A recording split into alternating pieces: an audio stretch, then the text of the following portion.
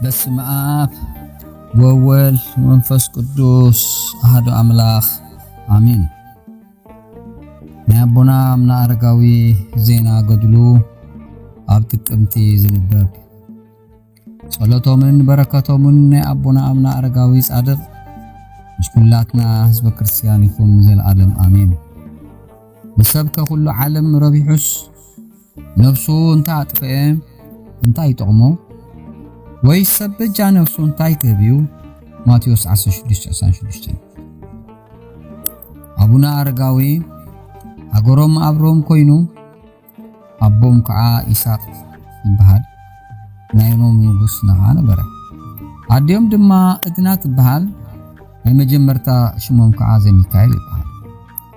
መንፈሳዊ እንዳተማሩ ዓብዮም ኣብ 14 ዓመቶም ካብ ኣዝማደ ነገስታት ዝኾነት ሰበይቲ ሓጽኡ ኢሎም ድሕሪኡ ዝዓለም ሓላፊዩ ካብ ገጽ ኣንስቲ ገጽ ኣናብስቲ ኢሎም ሓዲሞም ናብ ጽርዒ ዝርከብ ገዳም ዳውና ዝበሃል ኣተው። ናይቲ ገዳም ኣበሚነት ዝኾኑ ኣባ ጳቁሚስ መንፈስ ቅዱስ ተገሊጹሎም ብቃደ እግዚአብሔር ምዃኑ ተረዲኦም ማዕረገ ምንኩስና ሃብዎም። ካብ ኣዝማደም 8 ዝኾኑ ዜናኦም ሰሚዖም መንፈሳዊ ቅንዓት ሓዲርዎም ከምኦም ዓለም ገዲፎም ገዳም ኣትዮም ብምንኩስና ተወሲኖም ክነብሩ ጀመሩ። ናይዚኦም ቅዱሳን ኣስማቶም ድማ ኣባ ልቅያኖስ ዘቁስጥንጢንያ፣ ኣባ ይምዓታ ዘቁስያ፣ ኣባ ጻሕማ ዘአንጾኪያ፣ ኣባ ጉባ ዘቂልቅያ፣ ኣባ ጴንጤልዮን ዘሮም፣ ኣባ አሌፍ ዘቂሳራን እዩ። ነባጊዑ ከምዚ እንከባኸብ ትጉህ ጓሳ መሪኻ ናብዚ ህይወት ስለዘእትኻና ብፁዕ አረጋዊ ክትበሃል ይግባእካ በልዎም። ኣብዚ ግዜ ንድሓርዩ እምበር ኣባ አምና አረጋዊ ክበሃሉ ጀመሩ። ብድሕሪዚ ኣዲኦም ንግስቲ እድና ዜናኦም ሰሚዓ ክትሓቶም መጸት። ኣዴኻ ትደልየካላ ኢሎሞም ኣይከውንን ይበሉ። ምስ ኣገደድዎም ግና ኣብ በዓቶም ወፂኦም ኣደይ ስለምንታይ መጽኢት በልዎን። ወደይ ንስኻ ብህፃንነት ካዝናዓካዮ ዓለም ንዓይ እንታይ ክረብሐኒ ኢለ እየ ኢለኖም። ተሓጒሶም ማዕርገ ምንኩስና ኣውሂቦሞም ኣብ ናይ ኣዴታት በዓትኻ ቀመጥዎን። ካብ ኣባ አንጦንስ፣ ኣባ ጳውሊ፣ ኣባ መቃርስ ብምቕጻል ኣብ ራብዓይ ማዕርግ ኣበ መነኮሳት ኮይኖም ተመሪጾም እዮም። ኣብ ገዳም ዳውና 7 ዓመት ድሕሪ ምጽንሖም ናብ ሮም ተመሊሶም እንዳምሃሩ ከለዉ ናይ ሃገርና ዜና ሰሚዖም ኣብ 480 ዓመተ ምህረት ብድሕሪ ኣቦና አቡነ ሰላማ ክሳቴ ብርሃን ድማ ሐዋርያው አገልግሎት ምፍጻም መንገዲ ጀመሩ። ቅዱስ ሚካኤል በኹንፎ ተሸኪሙ አክሱም አብጽሖም ናብ ሃገሮም ተመሊሶም ድማ ሃገር ክበሃልስ ምድር አዜብ ምድር ሓበሻ በሃይማኖት በመግባር ጸንዐት አላ በልዎም።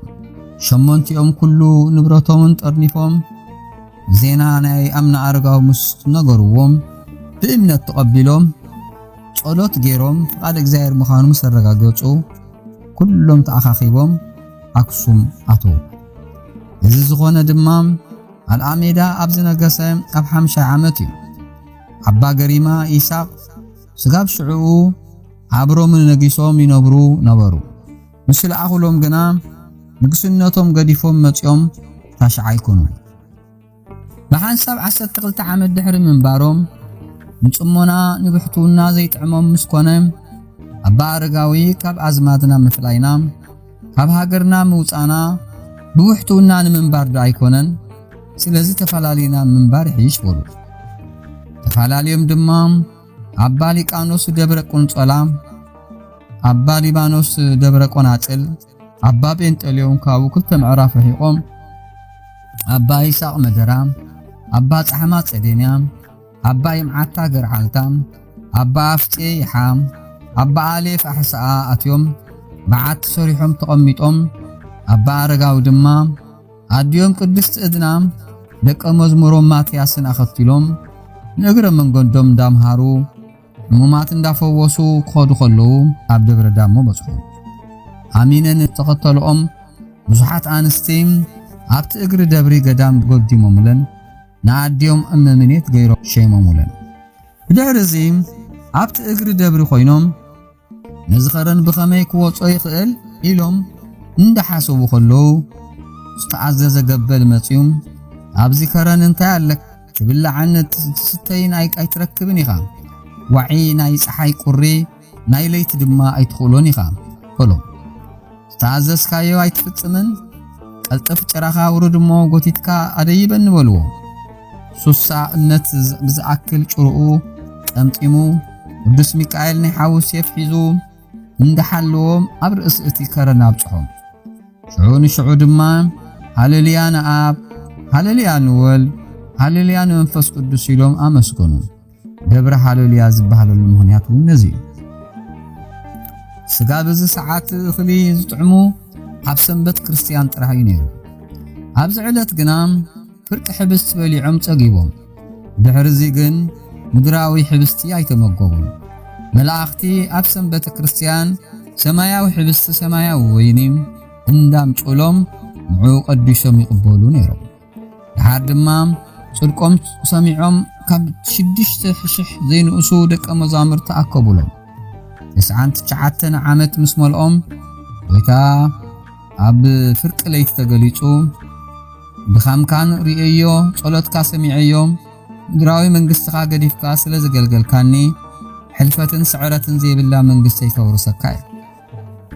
ተኸቢርካ ዘይትዋረደላ ተሽምካ ዘይትቕንጠጠላ ኣቲኻ ዘይትወጸላ ተሓጒስካ ዘይትበኸየላ ካብኣ ኸዓ ከኽብረካ እየ። ንዘከርታኻ ዝገበረ ብጸሎትካ ዝተኣመነ ኩሉ ኣብ ቅድሚ መላእኽተይ መጎስኩዎ እየ። ብሽምካ ዝጠመየ ዘብልዐ ዝጸምአ ዘስተየ ቤተ ክርስቲያንካ ዝሰርሐ ዘስረሐ ዜና ገድልኻ ዝጸሓፈ ዜና ገድልኻ ኸዓ ዝሰምዐ ጋብ 15 ትውልዲ ክምሕረልካ እየ። ናይ ኣዴኻ መቓብር ከም ናይ ሙሴ መቓብር ክስውረ የበለ ንዓኻ ድማ ሞታ ኣይሰንብደካን እዩ ኢሉ ተስፍኦም ነገሮም። ንኩሎም መነኮሳት ኣኪቦም ድማ ብስጋ ድሕሪ ሕጂ ኣይክትርእዩንን ኢኹም ኢሎም ነገርዎ። ኣብ እምነት ሸይሞሙሎም ተሰዊሮም። ደብረ ዳሞ ኣብ ዝበሃል ቦታ ይዝርከብ። ናይ ኣቦና ጻድቕ ከምቲ ንሄኖክ ከምኡ ኸላይ ከምቲ ዮሐንስ ወንጌላዊ ከምቲ ኤልያስ ብሓዊ ሰረገላ ዝሓረገ ኣቦና ኣምና ኣረጋዊ ኸላይ ሰዊርዎም። ናይ ኣቦና ጻድቕ ኣምና ኣረጋዊ ጸሎቶምን በረከቶምን ኣብቲ ረድኤቶምን እዚ ንሰምዕ ዘለና ምስ ኩላትና ህዝበ ክርስቲያን ንዘለዓለም ይንበር ኣሜን።